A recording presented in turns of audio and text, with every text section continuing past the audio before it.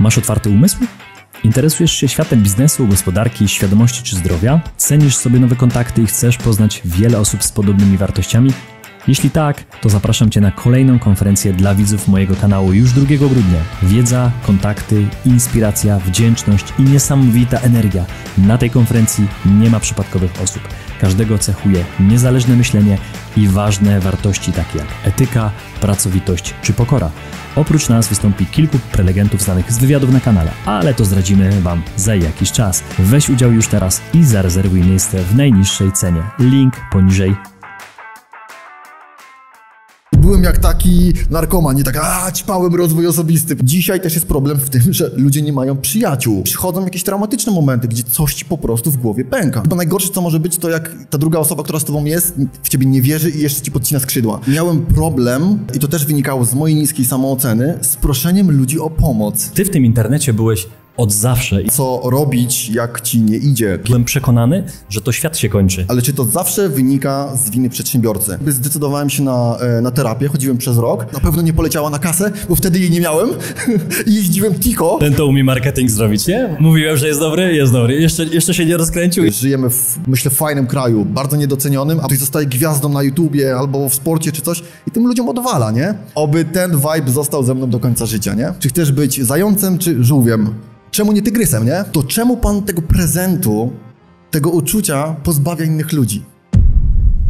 Gościem dzisiejszego odcinka jest Bartek Popiel, który pod marką Liczy się Wynik pomaga specjalistom opakować ich wiedzę w produkty cyfrowe i monetyzować ich ekspertyzę. Kiedy znani eksperci od marketingu potrzebują świeżego spojrzenia na ich kampanie lub oferty, to kierują się właśnie do Bartka. Od lat dzieli się swoją wiedzą na kanale YouTube. Cześć, z tej strony Grzegorz Kusz, witaj na kanale. Dziś moim wyjątkowym gościem w wyjątkowym odcinku urodzinowym na 4 lata, na 4-lecie kanału jest Bartek Popiel. Dzień dobry, witam serdecznie. Witaj Bartku. Jakbym chciał powiedzieć na początku, mimo że już lektor powiedział, czym ty się zajmujesz, to ja bym mógł na początku powiedzieć coś takiego, co mam w głowie od lat, że ty w tym internecie byłeś od zawsze i że ja cię kojarzyłem zawsze z człowiekiem sukcesu, że wszystko mu się udaje, że robi te kampanie sprzedażowe, że ogarnia maile, że generalnie jest takim człowiekiem sukcesu, biznesu, marketingu i wszystko mu wychodzi i o tym nie będziemy dzisiaj rozmawiać. Myślę, że chciałbym porozmawiać o tym, czego nie widać. Czego nie widać u przedsiębiorców, bo albo się wstydzą i nie umieją o tym rozmawiać, czyli chciałbym porozmawiać o porażkach, o sytuacjach, które każdy z nas ma, również ja. No to od razu lecimy od razu. Najczęściej my jako przedsiębiorcy mówimy i chwalimy się swoimi sukcesami, rozmawiamy, kiedy coś nam się udało, a rzadko w wywiadach nas się pyta właśnie, a co w sytuacji, jak nie dowiedziesz, co w sytuacji, jak masz kryzys, jak masz sytuację taką, że jesteś na tym dnie, na glebie, wiesz, życie ci jeszcze tego buta postawi na głowie, że już nic się nie da i co wtedy? Takie pytanie w ogóle pod włos. Okej, to jako, że mamy wyjątkowe okoliczności, bo jest to też dla mnie ciutkę stresująca sytuacja, ponieważ po pierwsze jestem po raz pierwszy u Ciebie na kanale, po drugie nagrywamy z publicznością. Dokładnie. Z racji tego, że mamy 4. urodziny kanału, więc moi drodzy, ja wiem, że jesteśmy tutaj w kameralnym gronie, ale wiem, że macie wielkie serduszka, więc na 3, 2, 1 wielki hałas dla kanału Agent Specjalny. 3, 2, 1 wielkie brawa!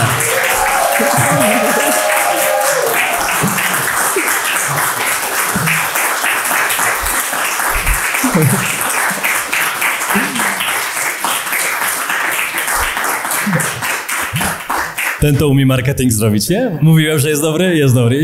Jeszcze się nie rozkręcił, jeszcze nie odpowiadał na pytania, a już poleciał. Tego się nie spodziewałeś, nie? Nie. Jeszcze mam dla nich kilka zadań po drodze, także spoko. Ja też coś mam jeszcze, ale to później. Dobrze, wracając do pytania, co robić, jak ci nie idzie, kiedy jesteś faktycznie na tej glebie, kiedy są jakieś porażki i tak dalej.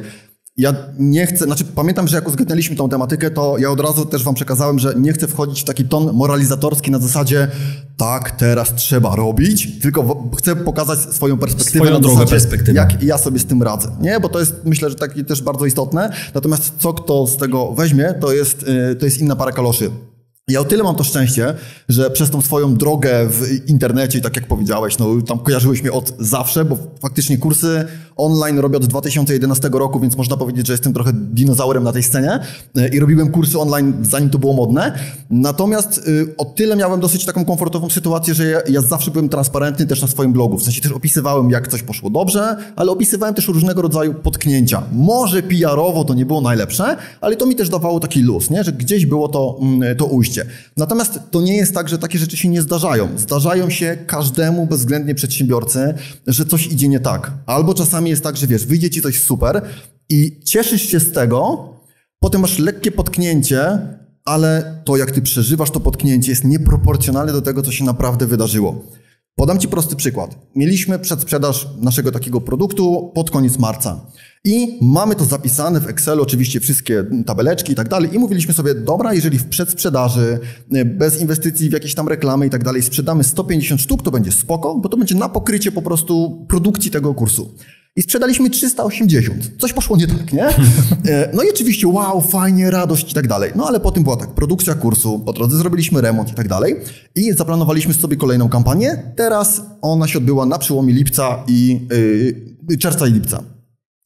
I też założyliśmy sobie, kurczę, jak ta pierwsza tak poszła, nie? I to jeszcze bez reklam i tyle osób kupiło, no to teraz będzie petarda. Jeszcze jakieś tam włożyliśmy trochę pieniędzy w budżet marketingowy, w reklamy, no to na bank pójdzie lepiej. No i co? No i nie poszło, nie?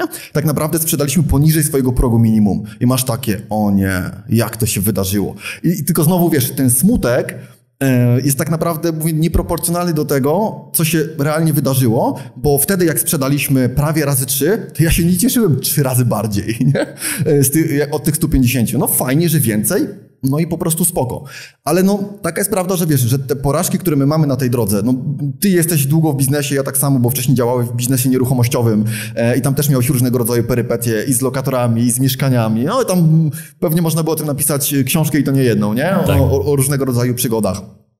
I to tak po prostu jest, tak ta droga wygląda. Jeżeli ktokolwiek z nas myśli, że to wszystko będzie zawsze na takiej fali wznoszącej, nie ma takiej możliwości. Wiesz, ja też patrzę na to, że czasami dopiero pewne rzeczy widać po czasie. Zaraz do tego wrócimy, zaparkujmy to po czasie, dobra? Bo tutaj też na sali jest moja małżonka, więc do tego też wrócimy do pewnego takiego ciekawego przykładu z naszego życia.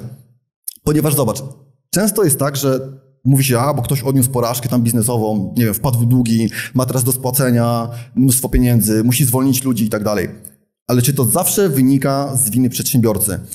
Często nie, tylko że my też mamy taką naturę, że bierzemy na siebie. Ja na przykład tak mam, że ja wiesz, mam takie cholerne poczucie odpowiedzialności i mam z tym problem, żeby dopuścić do swojej głowy myśl, że coś mogło nie być moją winą. Bo na przykład tak, oczywiście prowadzisz biznes i tak dalej, możesz popełnić jakiś błąd, zatrudnisz niewłaściwą osobę, zrobisz za szybko rekrutację, nie wdrożysz tej osoby, ona się miała czymś zająć, jakiegoś tematu nie dowiozła, z tego wynikają jakieś tam kłopoty, powiedzmy. No i okej, jest jakaś tam porażka, ona wynika z błędu. Ale jest druga rzecz, która wynika z zewnętrznych okoliczności. To nawet tam chwileczkę rozmawialiśmy przed rozmową, prawda, że zobacz, 2 lata temu mieliśmy sytuację w kraju, jaką mieliśmy i mogło być tak, że ktoś, powiedzmy, prowadzi firmę transportową, ma super autobusy, czy tam autokary, ma podpisane, wiesz, na wycieczki po całej Polsce czy Europie kontrakty, umowy i tak dalej. Ludzie chwalą, kierowcy są zachwyceni, tak, dba się o nich, mają dobrze płatne. No i co? I nagle jednym dekretem czy tam rozporządzeniem ktoś ci wyłącza biznes. Nie twoja wina. I nie twoja wina. Jest jakaś tam porażka, tak z tego tytułu. Ty masz do spłacenia, bo może jeszcze jakieś leasingi, zobowiązania wobec całej tej załogi, ale co ty mogłeś więcej zrobić, nie? No i tu wiesz, to branża transportowa, gastronomiczna i tak dalej, i tak dalej. No i to jest drugi taki przykład. No i trzeci przykład, gdzie możemy faktycznie jeszcze ponieść porażkę, to ona wynika z ryzyka, nie? Takiego nieprzekalkulowanego. Czyli po prostu, dobra, jedziemy YOLO, jakoś to będzie. No i czasami ktoś się rozbija o ścianę, nie? Wiesz, po prostu bierze kredyt na jakieś ryzykowne inwestycje, typu wezmę 100 000 kredytu, kupię sobie bitcoina, nie? Wiesz, albo tego typu rzeczy. Na pewno się uda. I wtedy też te porażki, oczywiście, te porażki mogą się w naszym życiu wydarzyć. I to jest jedna taka rzecz, która dla mnie była bardzo, bardzo ciężka, to jest czasami oddzielenie tego, że to jest tak naprawdę nic osobistego, nie?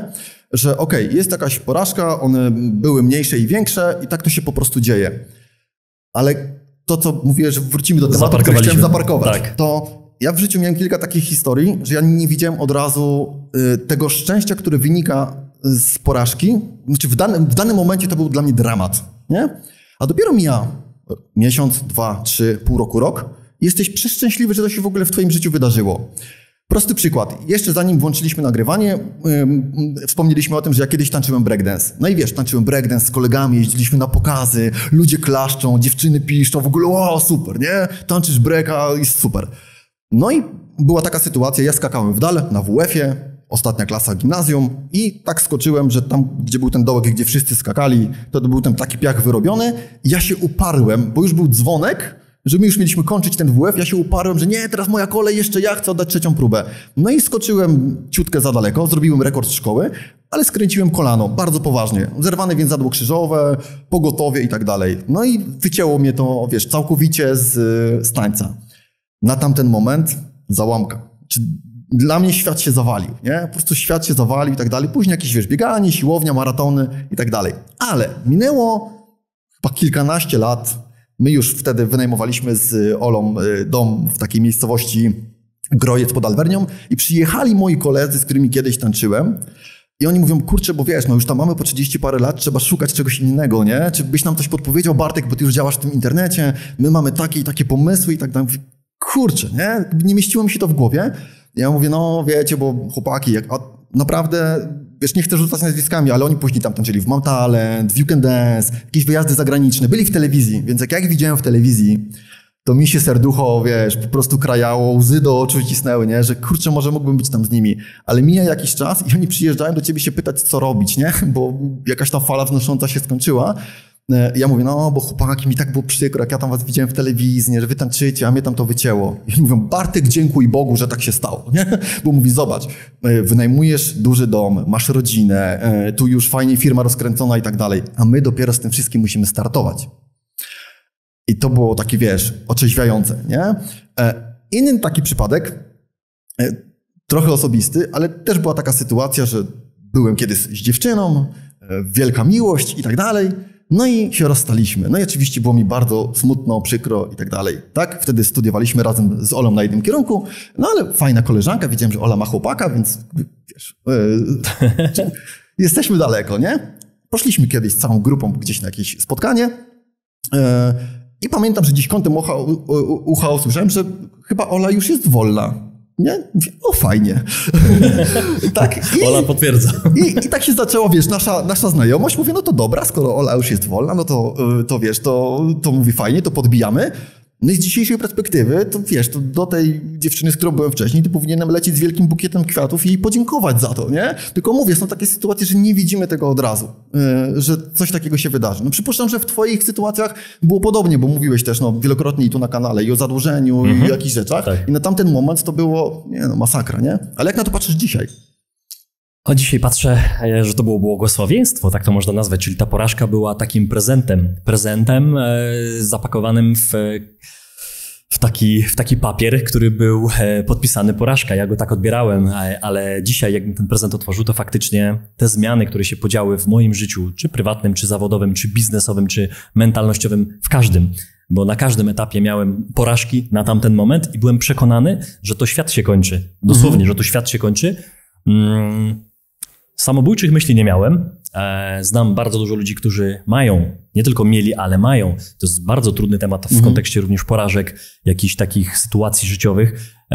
Szczególnie to jest temat w ogóle nawet nie na dzisiejszą rozmowę, bo myślę, że to jest debata potrzebna do tego i otwarcie jakiegoś takiego nurtu, żeby faceci się nie bali, bo faceci mając w głowie to, co wynieśliśmy z domu. Ja to tak mam, więc pytam ciebie jako ojca i męża, że nam bardziej zależy też, żeby przynieść kasę, żeby utrzymać ten dom, że to bezpieczeństwo po naszej stronie leży. I może chciałbym tu zadać takie pytanie, którego chyba nawet nie planowałem dzisiaj. Jak ty właśnie jako tata i mąż, czy się zgadza z tym, że jest taki społeczny nacisk, że to my powinniśmy utrzymać finansowo to wszystko, co jest coraz droższe i my się zażynamy i często przed żoną, przed dziewczyną jeszcze na początku ukrywamy jakieś porażki, czasami finansowe, czasami w pracy. A co tam słychać? A wszystko w porządku. I ty wiesz, że nie. I ty wiesz, że coś musisz dopiąć i ty sobie myślisz, ogarnę jutro sam, ale po co jej będę mówił, nie będę jej denerwował. Było tak, albo jest tak, albo No, pytam jako przedsiębiorcę. Tak, oczywiście. Znaczy wiesz, czujesz tą odpowiedzialność, tak? Że no, jesteś odpowiedzialny za rodzinę, za jakiś wasz majątek budowany i tak dalej, więc jasne, że tak, nie? To nie można temu zaprzeczyć. I powiem ci, że bardzo fajne jest, ja akurat się cieszę, że poznałem Olę, jak ze wszystkim startowałem, tak? Bo Ola jest w tym od początku i widziała, jak to rośnie, więc na pewno nie poleciała na kasę, bo wtedy jej nie miałem i jeździłem Tico, tak? Brawa dla Oli.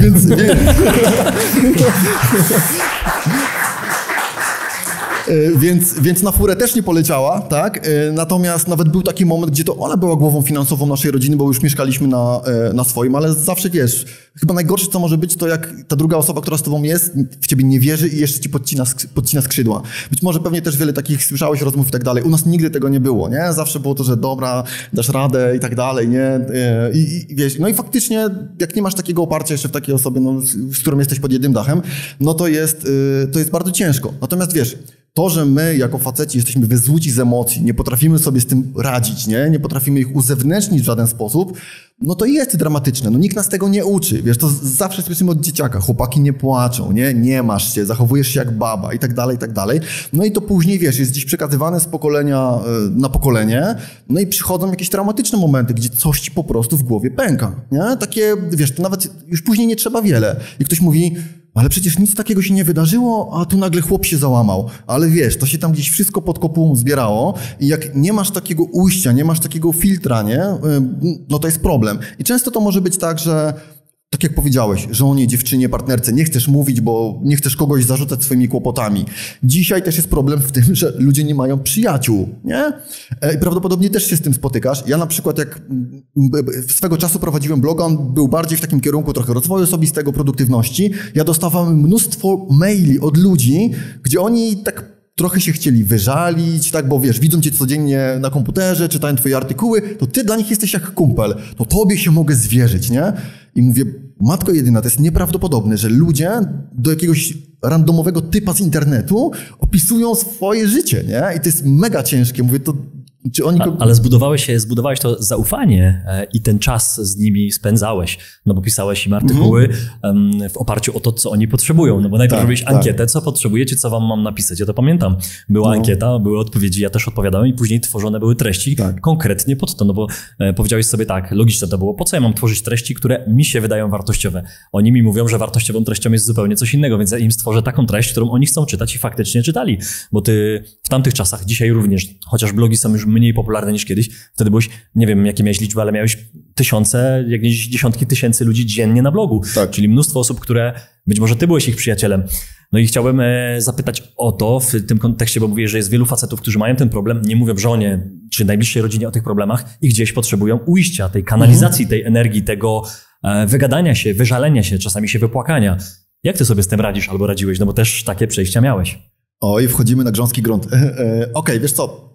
Jeszcze kilka takich rzeczy dopowiadając do tego wcześniejszego wątku, bo myślę, że to też jest istotne, żeby często jak mamy tą naszą obecną sytuację, to tak się zastanowić, no dobra, wydarzyło się coś, co mnie dotyka, jest jakieś trzęsienie ziemi, jest jakieś niepowodzenie, porażka, mieliśmy coś zarobić, nie zarobiliśmy, kampania nie poszła, nie wiem, wspólnik mnie wyśwudał, nie, muszę spłacać za kogoś kasę, albo nagle weszło jakieś rozporządzenie podatkowe, które teraz mnie dojeżdża i zamiast się zająć nie wiem, rozkręcaniem firmy, to ja spędzam pół miesiąca u doradcy podatkowego, żeby się czymś tam zająć i bieganiem po urzędach skarbowych, nie? I tego typu sytuacje są.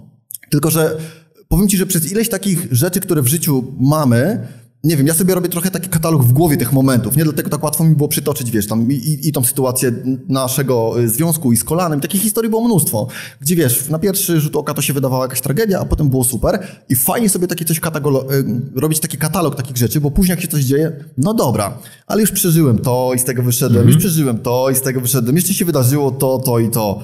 To ta sytuacja, come on, nie? To też ogarnę. Jest jakiś tam moment, wiesz, roztrzęsienia i tak dalej, więc to też ogarnę.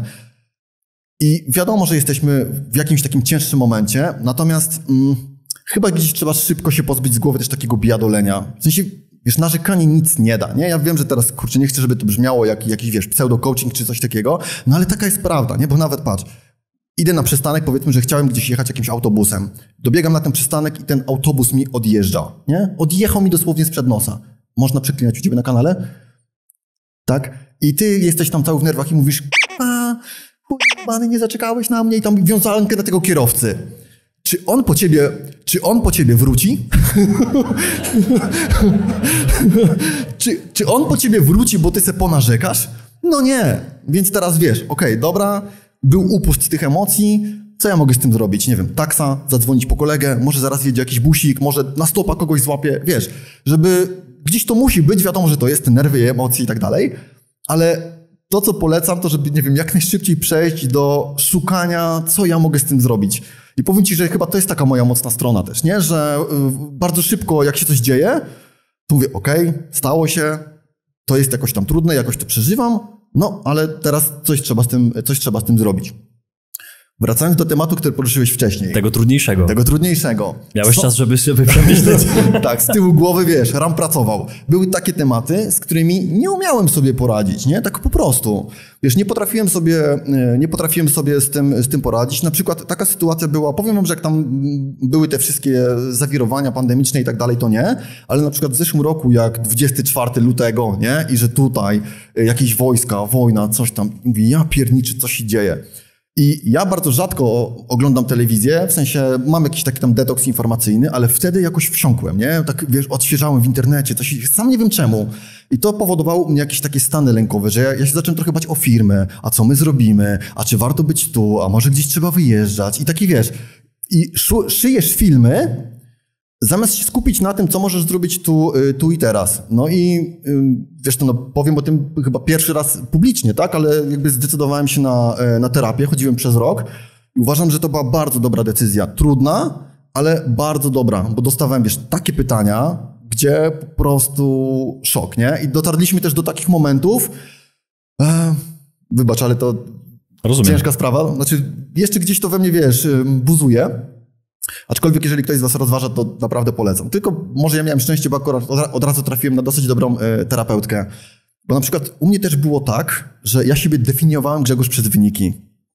Co mówię przez wyniki? Czyli powiesz, jak tańczyłem ten breakdance, nie? I zaczęło mi wychodzić, no to później pokazy, wow, ludzie klaszczą, nie? To jestem kimś, coś znaczę. Nie? I później, wiesz, zrobiłem maraton, jakiegoś kierata zrobiliśmy, jeden bieg, drugi. I to gdzieś budowało wszystko, że moją wartość, że poprzez wyniki ja siebie definiuję. Jak wyniki są, Bartek jest super, jak wyników nie ma, wiesz, moja samoocena zjeżdżała, nie? I z tym był problem. Nie potrafiłem tego rozdzielić, trochę nawiązuję do tego, co powiedziałem na samym początku, że nie potrafiłem oddzielić, że nie wszystko jest ode mnie zależne, tylko definiowałem się przez wyniki. I teraz słuchaj tej akcji. Jestem na jednej z pierwszych sesji terapeutycznych i tam pani zadaje mi tam pytanie, jedno, drugie, trzecie i ona mi to właśnie powiedziała, bo mówi, czyli pan swoją tak jakby tożsamość, swoją samoocenę budował poprzez wyniki. Czyli jak wyniki były dobre, to pan uważał, że jest super. Pamiętasz to pytanie, które ci zadała? Chociaż jedno? Za chwileczkę możemy do tego wrócić. I ja mówię, wie pani co, chyba tak nie jest, nie? Chyba tak to nie wygląda. A ona do mnie, a może mi pan powiedzieć, jak się ta pana strona nazywa? Jak ktoś nie wie, przy okazji to prowadzę stronę, która ma w domenie liczysiewynik.pl, nie? I nigdy tego nie skleiłem. Ja mówię, ała, szachmat, nie?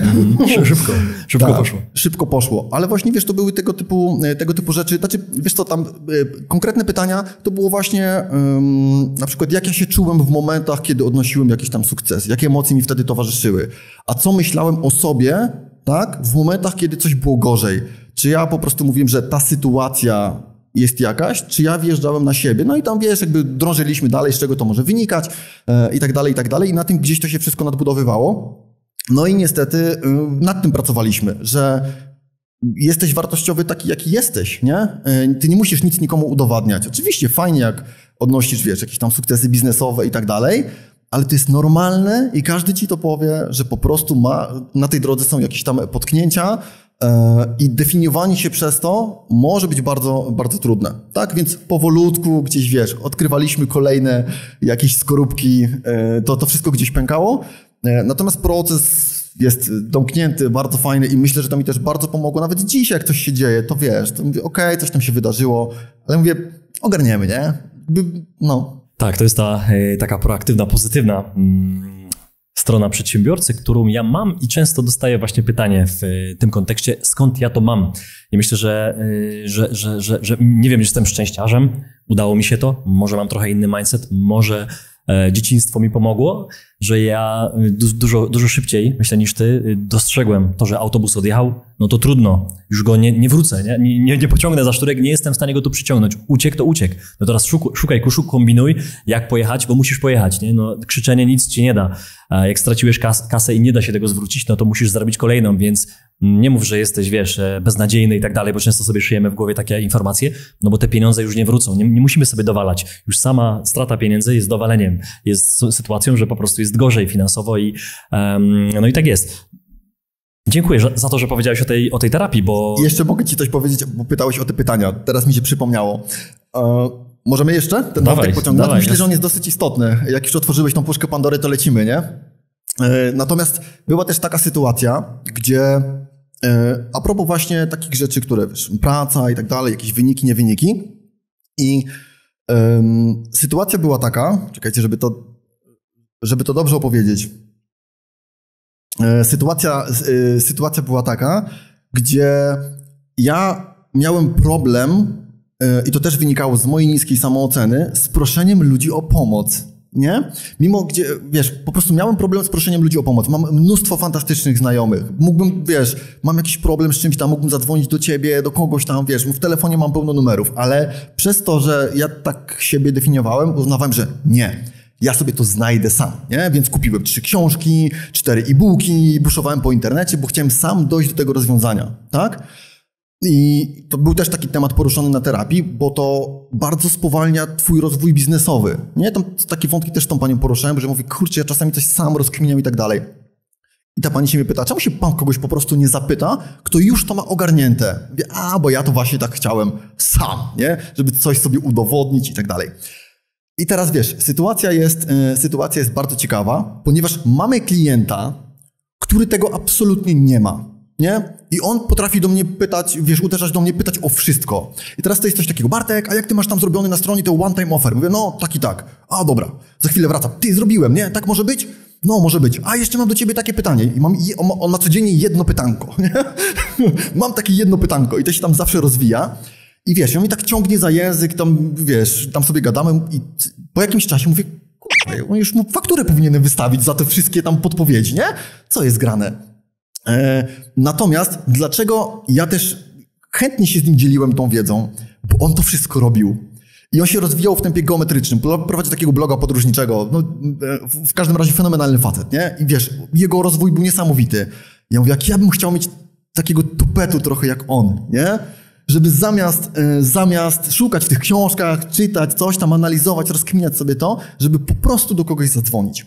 I teraz ta pani zada mi takie pytanie. Panie Bartku, jak pan prowadzi tam czy jakiś webinar online, czy pan ma jakieś wideo, czy jakieś spotkanie, czy szkolenie, czy warsztat i ktoś zadaje panu pytanie i pan udziela tej odpowiedzi i ta osoba to robi i wraca do pana z wynikami, to jak się pan czuje? Ja mówię, no fantastycznie. Mówię, powiem pani, ja czasami z kampanii naszych klientów cieszę się bardziej niż z naszych, nie? No bo wydestylowaliśmy dla nich jakąś wiedzę, oni to wdrożyli, zastosowali, mają wyniki. Mówię, to jest taki wow. I ona do mnie, to czemu pan tego prezentu, tego uczucia pozbawia innych ludzi? Mówię, ojej, no to znowu taka, wiesz, szpileczka. I chyba nawet jeszcze tego samego dnia albo następnego coś tam siedzę w biurze i mam jakiś temat do rozkminienia. I oczywiście pierwsze co, czy są na ten temat jakieś książki.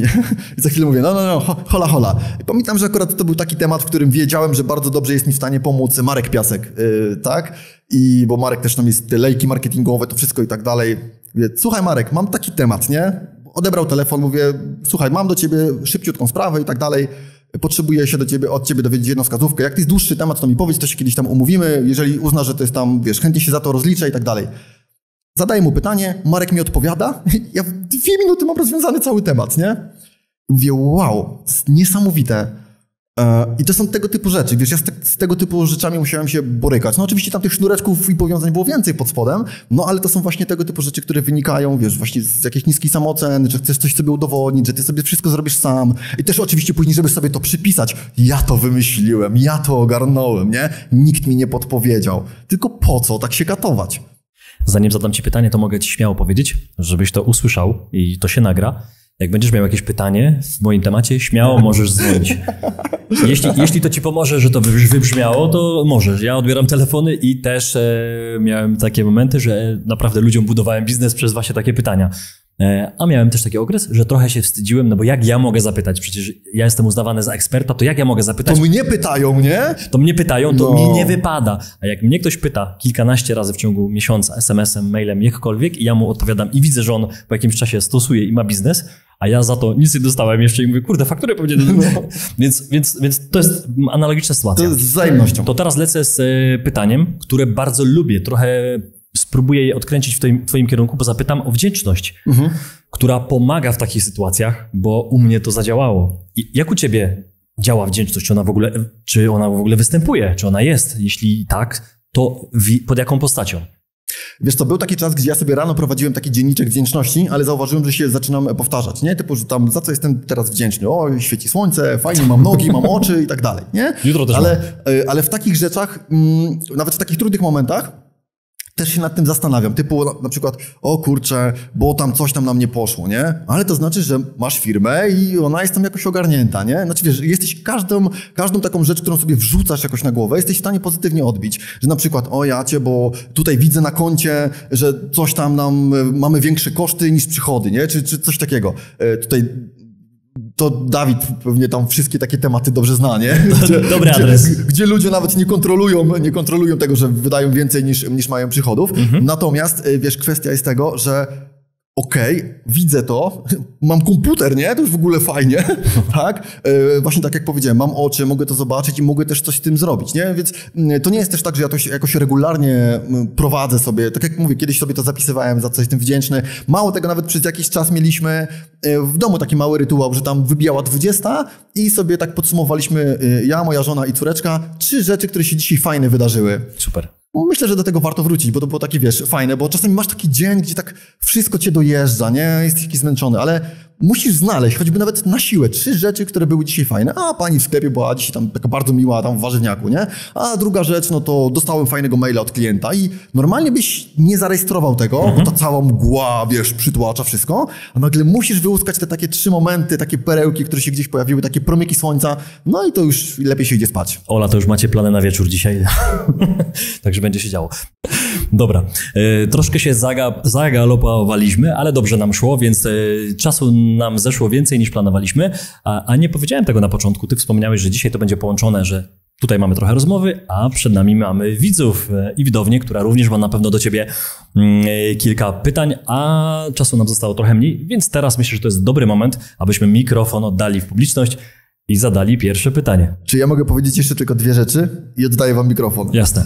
Rzecz numer 1, jeszcze tak chcę dopełnić to wszystko, co powiedzieliśmy, to, że ja się wstydziłem pytać innych, nie chciałem i tak dalej, to tam do ludzi z zewnątrz to jest jedno, ale czasami też jako właściciel firmy miałem problem z tym, żeby wiesz, siądźmy jako zespół, pogadajmy, jeżeli ktoś z was zatrudnia 2, 3, 4 osoby, to nie jest tak, że ja sobie tak myślałem, że to przecież ja prowadzę firmę, więc to jest na mojej głowie, żeby tam wszystko wymyślić, rozkminić, a tam ludzie są przypisani do swoich kompetencji i zadań i to oni powinni robić swoje, bo przecież tam to mają na umowie, za to mają płacone. No nie, tak? Jeżeli jesteś naprawdę dobrym człowiekiem, tak? Ty się starasz, jesteś dla ludzi miły, doceniasz ich i tak dalej, no to jak są cięższe momenty, to wraca i to też warto. Ja uważam, że robię to za rzadko. Już takich momentów mieliśmy kilka, ale nadal uważam, że wiesz, że tą energię, która jest w zespole, warto zbierać i słuchajcie, to śmiało rzucajcie, co możemy zrobić i zdziwisz się, jakie fantastyczne rzeczy od ludzi się usłyszy.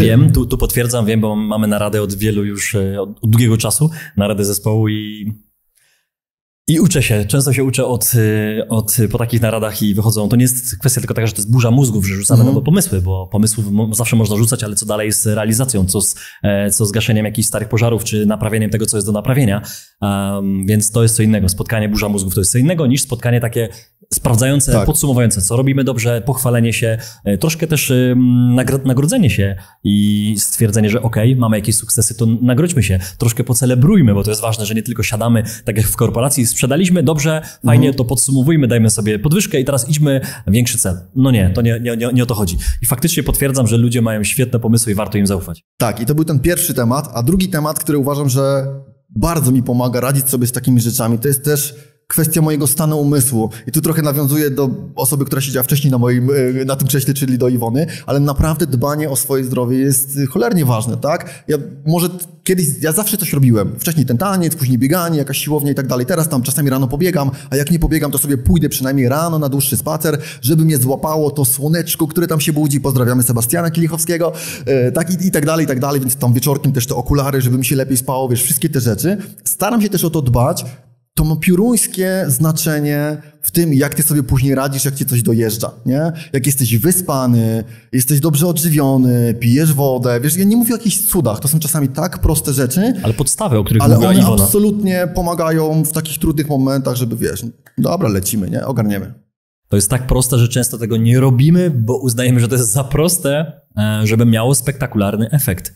I ja znowu powtórzę takie zdanie, jak często ludzie pytają, jak ty to zrobiłeś? A ja mówię, co? No to i coś dla ludzi, którzy mnie pytają w kwestii, nie wiem, firmy nieruchomościowej, czy YouTube'a, czy czegokolwiek innego, czy nawet tego, że potrafię tu usiąść i się nie stresuję, zadaję pytania, mimo że tych pytań nie czytam, po prostu mam je gdzieś w głowie. Jak ty to robisz?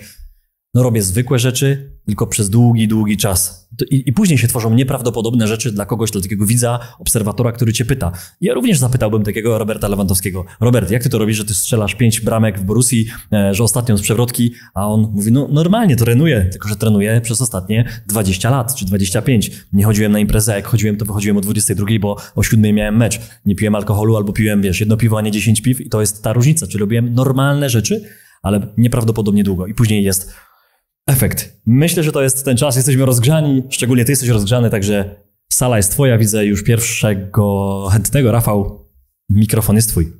Zastanawiam się nad tym, czy każda osoba osiągająca sukces musi odnieść jakieś porażki. Co myślisz? Nie znam nikogo, kto by odniósł tylko i wyłącznie sukcesy. W sensie te porażki mogą być mniejsze lub większe, ale często one są gdzieś tam nieujawnione. Natomiast chyba każdy zalicza jakąś glebę. I to wiesz, to nie musi być od razu porażka związana z tym, co ta osoba robi, bo sukces możemy różnie rozumieć, tak? Bo może być, że ktoś zbudował super firmę, ona się rozrastała, ta firma była skalowana, przejmowanie innych firm. No i super. I nagle się okazuje, że co? Że ktoś ma raka. Albo, że dobra, zdrowie jest ogarnięte, ale rodzina się rozpadła. No i teraz wiesz, no coś za coś, nie? Tak to wygląda, więc często o pewnych rzeczach się nie mówi, ale na aspekcie takim, wiesz, czy to właśnie zdrowotnym, czy to się odbija na rodzinie, czy jakieś wyrzuty sumienia innego rodzaju, nie? To jest, wiesz, bardzo typowy problem przedsiębiorców i ja nadal uważam, że mój też, to jest, wiesz, problem wielu ojców. Masz taki, że czy ja zrobiłem dobrą robotę jako ojciec, nie? Czy nie za mało czasu spędzałem ze swoim dzieckiem i tak dalej, nie? I to jest, wiesz, budujesz firmę, jesteś w tym gazie, bo chcesz dla rodziny, dla dzieci, nie? Chcesz im zabierać fajne miejsca, jeździć na wycieczki, na wakacje, no ale może przyjść taki czas, gdzie dziecko powie, dobra, ale w sumie mogliśmy sobie opuścić te wakacje, fajnie jakbyś był ze mną trochę więcej, nie? I to są takie momenty, których osobiście bardzo się boję, na przykład. Cześć Bartek. Ja mam takie pytanie, no przebyłeś już daleką drogę, jeszcze wiele przed tobą, gratuluję sukcesu i chciałem się zapytać, jak siebie widzisz na końcu? W sensie, że finalny cel taki twój, jak byś to widział? Jak siebie widzisz? Jeżeli zawodowy, czy tak po prostu jako spełnionego człowieka? Ogólnie jako spełnionego człowieka. Wiesz co, ja bardzo lubię swoje życie. Naprawdę, jakie ono jest. Gdybym miał się cofnąć, czy coś bym zrobił inaczej? No nie, to trochę tak było w efekcie motyla, że ktoś się cofa, zmieniał jakiś jeden element, ale tak naprawdę wszystko inne też się zaczęło pierniczyć, nie? Więc nie da się tego wyprostować. Wszystko było po coś. Wszystkie sukcesy, wszystkie porażki, wszystkie popełnione błędy, tak? To wszystko gdzieś jest, wiesz, taką mamy tą drogę i absolutnie nic bym nie zamienił. Naprawdę, lubię swoje życie, wiesz, żyjemy myślę, w fajnym kraju, bardzo niedocenionym, a bardzo to doceniam za każdym razem, jak gdzieś jestem za granicą i wracam do Polski i mówię, jak tu jest fajnie. Naprawdę, tak? I nawet podatkowo, jak się z kimś porozmawia, to i tak dalej, ale też i mentalność ludzi, i czystość na ulicach. Naprawdę my zrobiliśmy przeskok. My tego nie widzimy, nie? My tego nie widzimy, bo to jest tak, jak dziecko dorasta i tego też nie widzimy, nie? Jak jedziesz z dzieckiem do jakiejś cioci, do babci, ktoś mówi, o, ale ona urosła. A ty tego nie widzisz, no on codziennie rośnie po troszeczku, więc no urosła, tak? Natomiast jak ktoś 10 lat nie był w Polsce i teraz by się wybrał w podróż samochodową po Polsce, naprawdę, jeździ się super, mamy piękne drogi, no na wiele rzeczy można narzekać, ale to wszędzie, to zawsze trawa jest bardziej zielona u sąsiada. Gdzie się widzę? Nie mam pojęcia, gdzie mnie życie zaprowadzi, tam będę, nie? W każdym razie jedyna rzecz, której bym nie chciał stracić w życiu, nie chciałbym zramoleć, nie? Taki, że wiesz, że jesteś tam, nie, takim już gościem starszym i na wszystko narzekasz, wszystko ci przeszkadza i tak dalej. Jak będziesz blisko, to dzwoń do mnie. I na przykład my też, jak gdzieś jeździmy na wakacje, to wiecie, ja mam taką zasadę, że jak ja pracuję, to ja pracuję ostro, ale jak jadę na wakacje, to odpalam wrotki, nie? Wielu rzeczy nigdy nie publikuję z wakacji, bo one się nie nadają do publikowania, bo się bardzo dobrze bawimy, zna nas cała obsługa, ratownicy wszyscy i tak dalej. I niektórzy się śmieją, że powinniśmy robić tam za animatorów. Natomiast mówię, oby ten vibe został ze mną do końca życia, nie? Tak, to jest to. Okej, następne pytanie. Czy kiedyś pracą zaniedbałeś swoje zdrowie? Oczywiście, że tak. Oczywiście, że tak. Pewnie nie raz. Ale mogę ci podać taki bardzo skrajny przykład. To było bardzo dawno temu, gdzie jeszcze chyba nawet byłem na początku rozkręcania swojej działalności. I wykminiłem sobie taki system działania, że pracowałem w ochronie, pracowałem chyba za 7 zł na godzinę, tam pracowałem od 17 do 5 rano, albo od 22 do 8 rano. No i to była taka praca w takim bardzo fajnym obiekcie, tam wiesz, musiałem zrobić 2 razy obchód w nocy czy coś tam. I ja tam sobie kupiłem laptopa i robiłem pracę w pracy, nie? Tam jakieś stronki robiłem, pisałem dla kogoś jakieś teksty i tak dalej. Mówię, no i spoko, tu sobie zarabiam, tu mi jeszcze coś leci za godzinę, a jak się prześpię, to też mi leci za godzinę, więc w ogóle luz. Natomiast wtedy było też tak, że wracałem, no to już 8 rano, przespałem się godzinkę albo 2, nie umiałem zasnąć w dzień. Ale to był też taki czas, gdzie właśnie wtedy, a to jeszcze bieganie, nie? I tak dalej. I doprowadziłem organizm do takiego dosyć skrajnego wyczerpania, gdzie wiesz, ja wystarczy, że kichnąłem i momentalnie leciała mi krew z nosa, nie? I oczywiście jakieś tam badania. No i trzeba było odespać przede wszystkim, trochę zacząć inaczej jeść, bo tam w tej ochronie to też, wiesz, też tam pizza wjeżdżała, jakieś takie śmieciowe jedzenie i tak dalej. I jak zacząłem to trochę więcej tego pilnować, no to poszło okej. Teraz mimo, że wiesz, dużo pracuję, no to jestem w stanie nawet, znaczy mam, wiesz, w głowie te wszystkie filtry, że czasami w pracy idę, dobra, włączam sobie jakiś tam 7-minutowy trening na YouTubie, nie? Czy tam jakiś ten high intensive interval training. Z Chodakowską. Tak, no, czy tam mnóstwo jest tych jakichś tam treningów. 7-10 minut, nie? Pyk, wpadam pod zimny prysznic, nie? Siadam do biurka, dobra, coś tam popracuję, okej. Czuję, że coś tam plecy, biurko do góry, pracuję na stojąco dosyć dużo też, nie? I samo to, że wiesz, stoję, siedzę, trochę tam gdzieś pochodzę, robię sobie przerwę, dzwonię do Oli, to mówię, dobra, bo tam robię teraz kółko wokół bloku, nie? I tam, wiesz, jakiś spacerek. Jakby pilnuję tego, żeby to nie było takie, wiesz, bite non-stop przy kąpie, nawet jak tej pracy jest dużo, tylko żeby były faktycznie jakieś przerwy, a jak czuję, że trzeba się położyć i odpocząć, to zasuwam wszystko, nie, tam żaluzje, jakieś tam kotary, nie kotary i tak dalej, słuchawki takie mam, wiesz, noise cancellingowe na uszy, jakiś tam jeszcze opaska na oczy i idę na 15-20 minut spać, nie? Wstaję, zimny prysznic i nowy Bóg, nie? Jak już tutaj mamy ekspert się ostatnio źle kojarzy, ale eksperta od kursów, że tak powiem, i eksperta od naprawdę super wywiadów, które zmieniają wielu ludziom życie, to moje pytanie jest, czy można by było stworzyć taki kurs, może nie płatny kurs, tylko zebrać tą wiedzę w taką esencję, gdzie jak ktoś trafi z zewnątrz, chciałby zmienić swoje życie lub no po prostu, że trafi do was, żeby mógł to przejść w 5, dajmy na to, jakichś taką metamorfozę, no można to ale tak nazwać. Ale możesz doprecyzować pytanie, w sensie, czy my mamy taki kurs, czy można taką wiedzę jakąś życiową zebrać? Czy jeżeli nie ma, to czy można tak po prostu taką wiedzę życiową zebrać? Kogoś, kto chciałby po prostu w prosty sposób przejść przez tą drogę, nie przedzierając się przez wszystkie filmy i ewentualnie szukając w 5 obszarach, dajmy na to, zdrowie, rodzina, tam Okej. Ja zrozumiałem i mogę podpowiedzieć w tym sensie, co robimy już. Co robimy?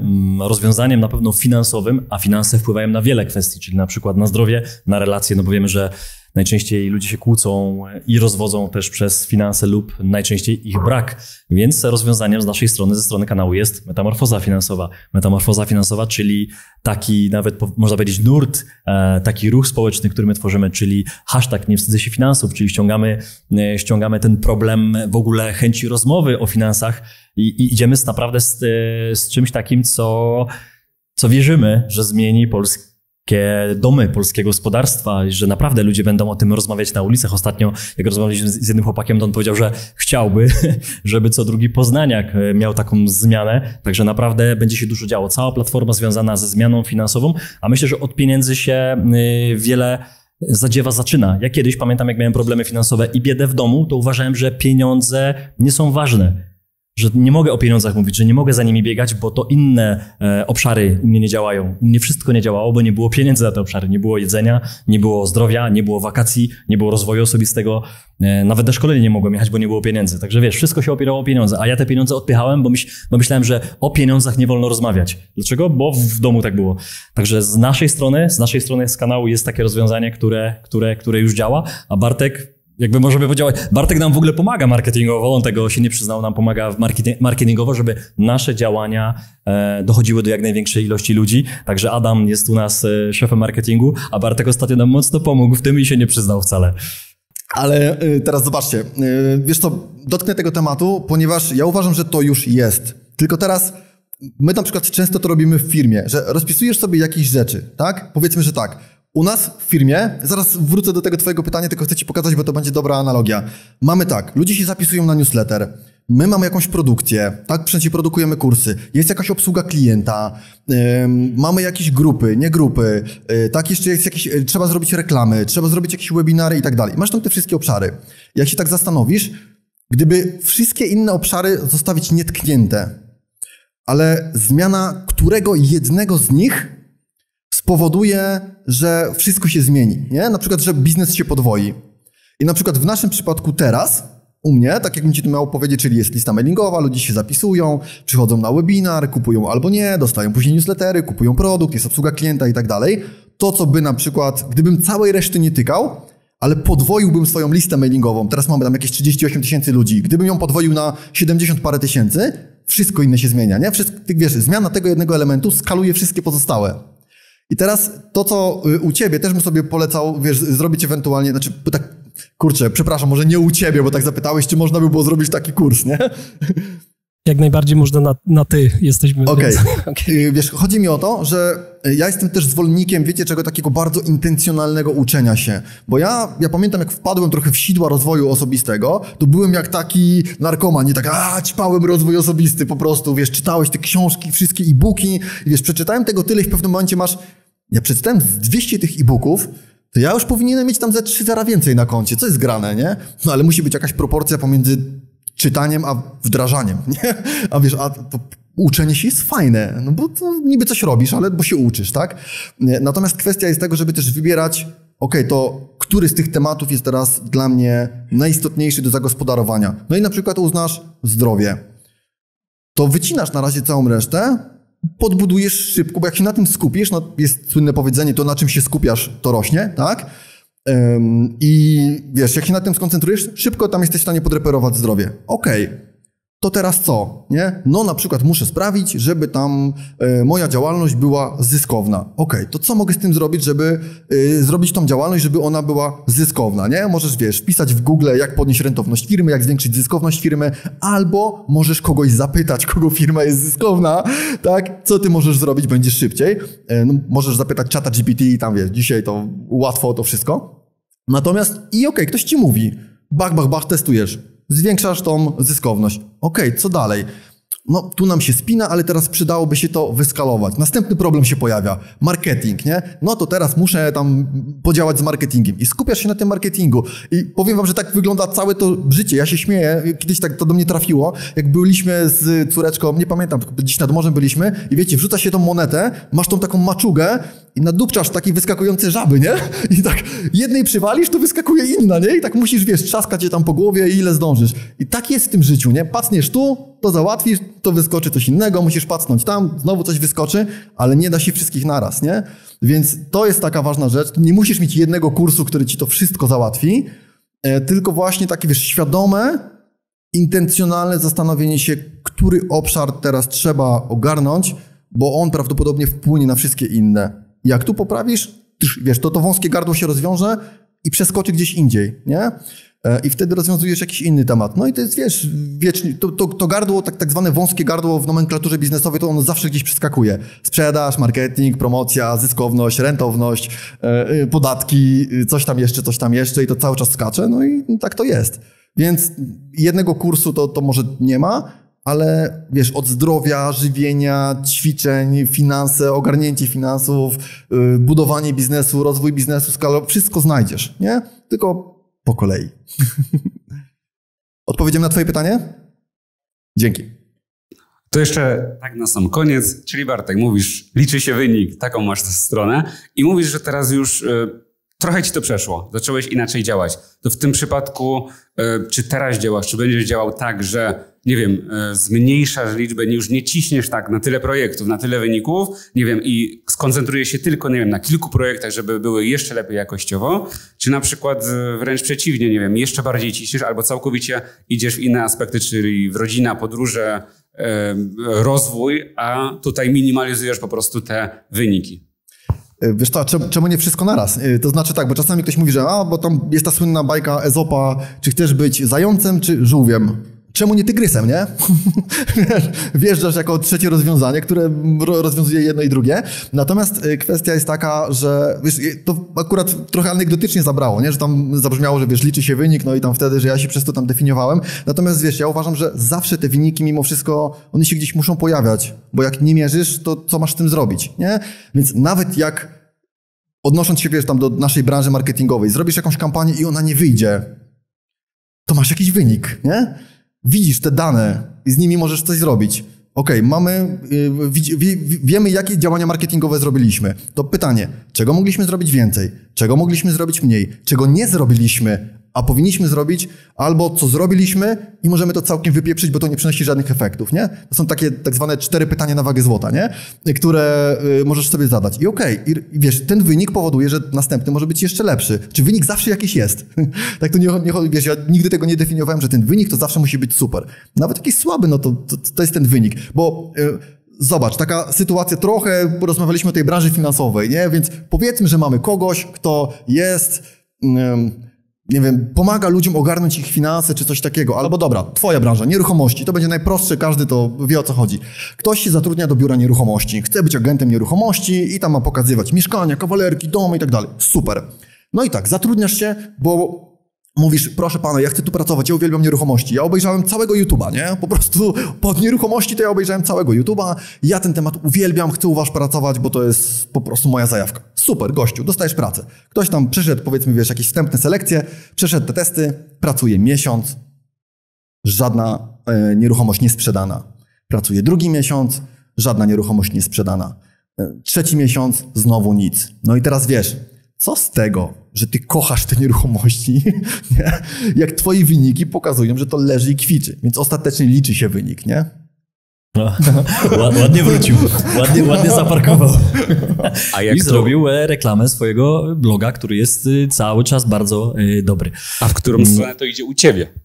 No to u mnie to wygląda tak samo. W sensie to nie jest tak, że wiesz, trzeba coś tam skalować i rozwijać.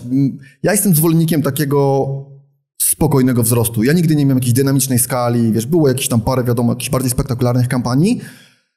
Natomiast nawet kiedyś tak sam do siebie miałem trochę taki żal. Kurde, wchodzą jakieś czasami cwaniaki na ten rynek i od razu, wiesz, rozpychają się łokciami, co to nie jest i tak dalej. Oczywiście wiesz, że to jest tam grubymi nićmi szyte i pod spodem to tam jest kaszana, a my tak powoli, spokojnie, wiesz, tam z roku na rok, tam sobie tak to powolutku rośnie i tak dalej.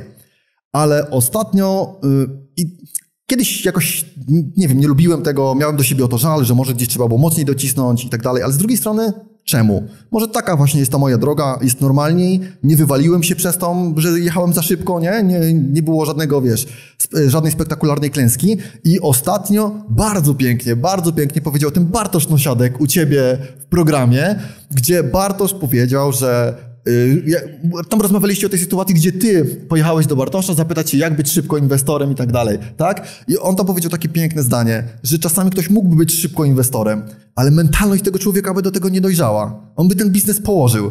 Metodologia bogacenia, no to masz dwie drogi, tak? Get rich quick i get rich right, nie? Albo po prostu pójdziesz tą drogą na skróty.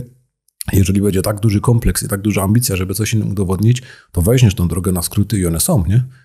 Tu pochachmęcisz, tam pochachmęcisz, tu po prostu coś nie dokończysz, tam coś zabierzesz, a nie powinieneś zabrać i z czegoś się nie wywiążesz i niektórzy dochodzą tak do bogactwa, nie? Tylko to ci da satysfakcję, nie? Druga droga to jest po prostu zrób to we właściwy sposób. Ona potrwa dłużej, nie? Ale to dłużej to jest błogosławieństwo, bo twoja mentalność, twoja po prostu sposób myślenia, sposób funkcjonowania, sposób wydawania pieniędzy, panowania nad tym, również po prostu taka dojrzałość pewna emocjonalna, która się będzie wraz z tym rozwojem takim osobistym pojawiać, to spowoduje, że ci to nie zaszkodzi, nie? Bo przekleństwem jest pracować na coś, co stanie się po prostu twoją kotwicą, która cię to utopi. Albo przez pracoholizm po prostu stracisz zdrowie i potem będziesz, całe wszystko, co wydasz, to albo stracisz na leczenie, albo zostawisz po prostu, bo umrzesz, nie? No to gdzie ta wizja odcinania kuponów, nie? A jeżeli to będzie po prostu takie, zrównoważone, uwaga, nie mylić ze zrównoważony rozwój, to po prostu myślę, że to przyniesie szczęście, nie? I to tak... I to jest trochę tak samo, jak wiecie, tam w totolotkach, czy w jakichś spektakularnych sukcesach, nie wiem, ktoś zostaje gwiazdą na YouTubie albo w sporcie, czy coś i tym ludziom odwala, nie? Więc jak miałbym wybierać, jakby nie ma co się też katować, bić po plecach, że można było zrobić inaczej. Jakby było można, to bym to zrobił. Jak nie zrobiłem, to znaczy, że moja droga ma wyglądać tak, a nie inaczej. Więc jakby jest spoko, nie? Niech to sobie leci powolutku, gdzie nas zabierze życie, to zobaczymy. Ładnie. Mam jeszcze coś w głowie, ale to zostawię na za chwilkę. Czy jeszcze jakieś pytanie z sali? Widzę, chyba się nam skończyły, więc myślę, że finiszujemy. A na zakończenie, Bartku, oprócz moich podziękowań mamy jeszcze niespodziankę.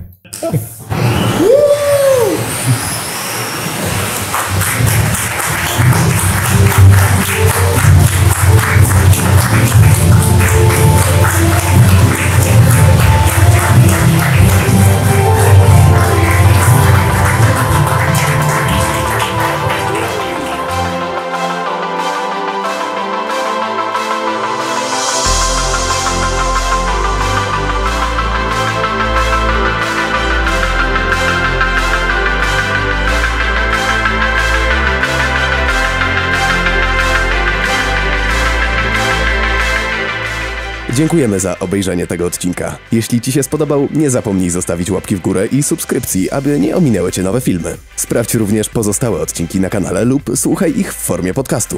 Do usłyszenia.